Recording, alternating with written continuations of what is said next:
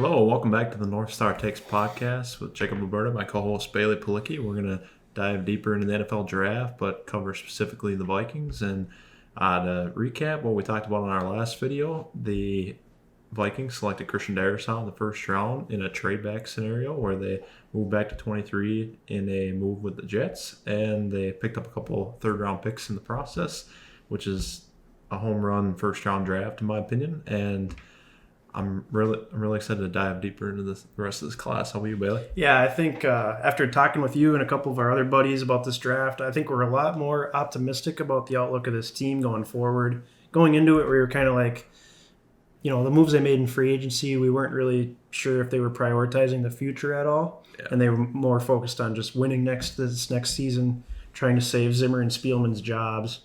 But now after this draft, the way it shook out, it kind of seems like Spielman might have broke off that path a little bit. Mm-hmm. And while he made some picks that definitely are going to help us now, he very clearly made picks that are for the future as well, and I think are smart. So it'll be interesting to see how it plays out, but at least on paper right now, this looks like a A-, B+ draft, I would say. Yeah, I'd agree with that. I think that's a pretty safe grade, and honestly, let's dive right into it. So We got Christian Darisa, as I mentioned, in the first round there. Got him at 23. He provides an immediate starter and hopefully the franchise left tackle for us for the next 10 years to come. Absolutely. And he's just a long-armed, big dude, and he's athletic enough to play in our zone run scheme that the Vikings like to deploy with Dalvin Cook. So I think that's huge to get this guy. And honestly, as Zimmer mentioned in one of his press conferences this past weekend, he wanted to emphasize to the scouts to look for bigger offensive linemen because I think we're just getting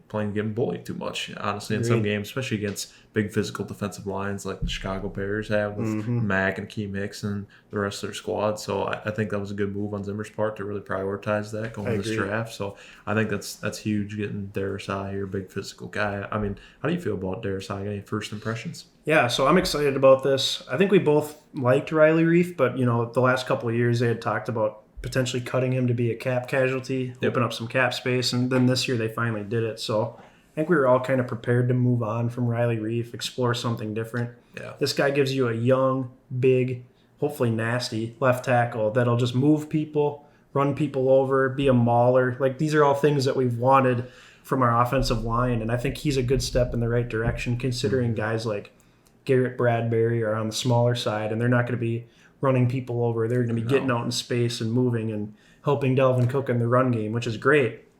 But when you have a guy like Kirk Cousins that can't move, extend plays, become a playmaker like you see with like a Patrick Mahomes or a Russell Wilson, then you need a left tackle that can step in there and protect him on his blind side. Because, it's one thing for Kirk to take all these sacks, but he's also kind of he has a fumbling issue as well. Yes, he does.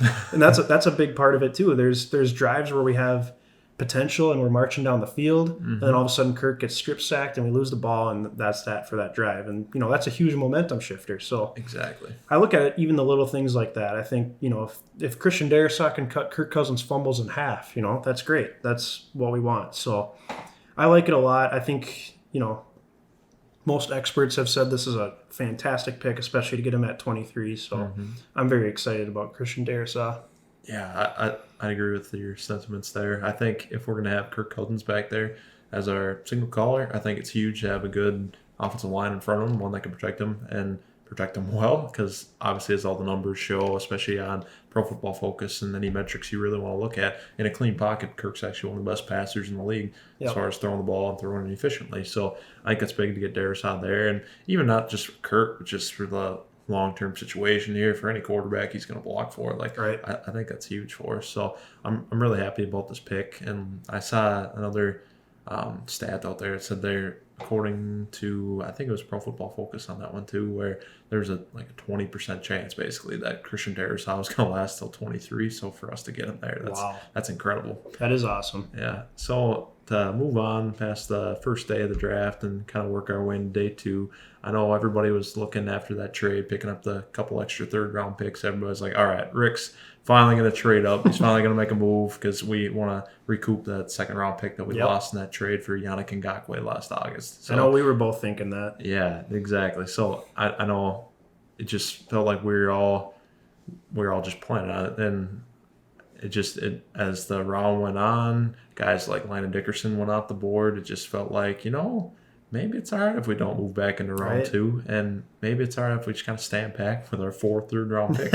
I didn't expect to go into the night and be okay with that, but like as it went on and as we watched players go off the board, I think it was okay that we stood pat because there's a lot of value in that 3rd round. So I think what Rick did was the right move, and absolutely, I'm also glad that he didn't end up trading back at all in the 3rd round either, and picking up some of those picks at the end where everybody loves to rip on him for, and that where it's just drafting as many players as possible. Right? Yeah, but let's start with that first 3rd round pick. That was probably the most entertaining and intriguing, whatever word you want to use for it, for the whole night, possibly this whole draft. So let's just get right to it. Kellen Mond, what do you think? Quarterback, Texas A&M. I think this could be a franchise-changing pick. What are your thoughts? It definitely could be. So I'm pretty excited about this. I've seen some college football games with Kellen Mond playing. I mean, Texas A&M is on TV all the time. I originally, I never thought much of him, but he had a pretty good senior year. Yep. He leads Texas A&M in all their passing categories, which is huge, obviously. 4-year guy. Seems like a good guy, has no character issues from what we've seen. So SEC product. Exactly. Yeah. So I think I think this is nice. It'll put some pressure behind Kirk. I mean, he's not like going to come take Kirk's job or anything, at least not right away. No. But it's going to give Kirk an added incentive to play well. Hopefully, Kirk is willing to help teach him and show him the ropes of being a quarterback in the NFL.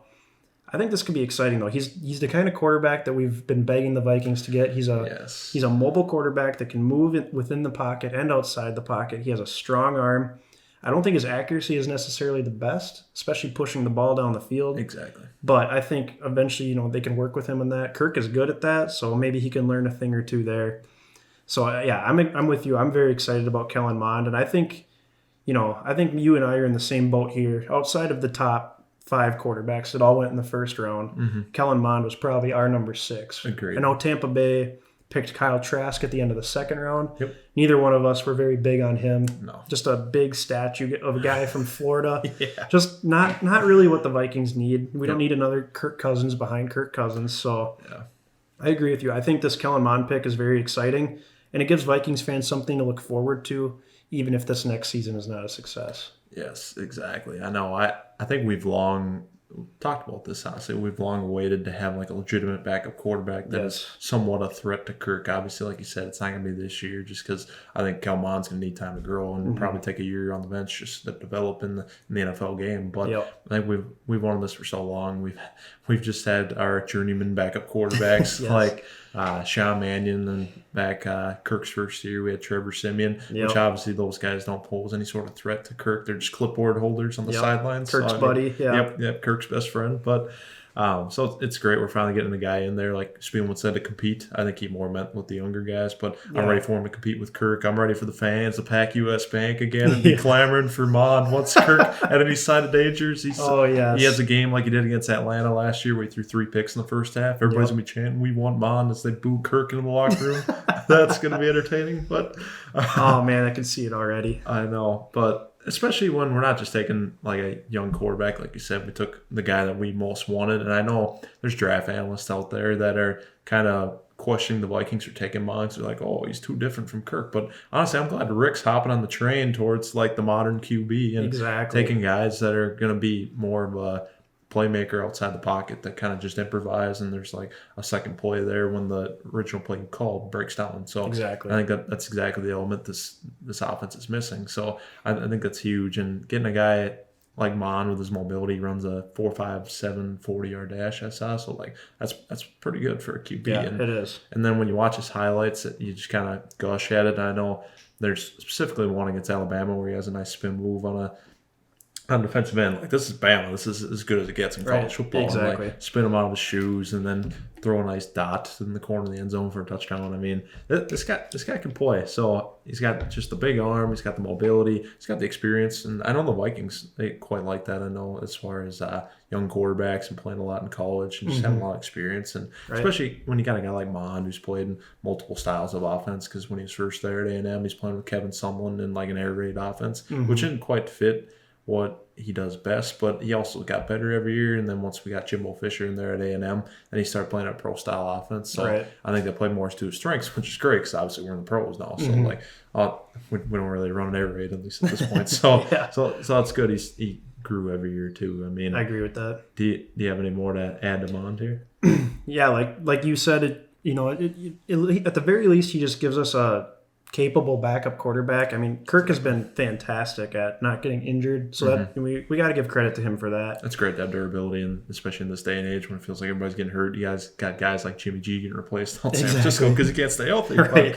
So I mean, heaven forbid if Kirk has to go down for 4 or 8 games, let's say, Kellen Mond might be able to come in and at least keep you afloat. So we know with Sean Mannion, if you have to bring him in for any season's over, any length of time, the season's over, and you might as well tank out at that point. So, which I mean, even with Kirk, we started 1-5 this last season. So, which is not great. I feel like too many people forget that. Yeah, I mean, granted, we had injury issues, and we had some rookies playing in key spots as well. But I mean, when you have that, you have so much talent on this team. You can't be starting 1-5. So exactly. Like Kellen Mond, he'll always be there. He'll be behind Kirk's shoulder. He'll be watching. He'll be learning. Exactly. And the fans know about him. So I think it's pretty exciting. Exactly. And to have the idea of this, let's say he balls out in training camp this year, the Vikings feel his development takes significant strides during this season. They feel ready to move on from Kirk after next season. That's great, because then you have all sorts of advantages there. If you're going to move off Kirk, let's say we don't have a season that ends in tremendous success and it ends up where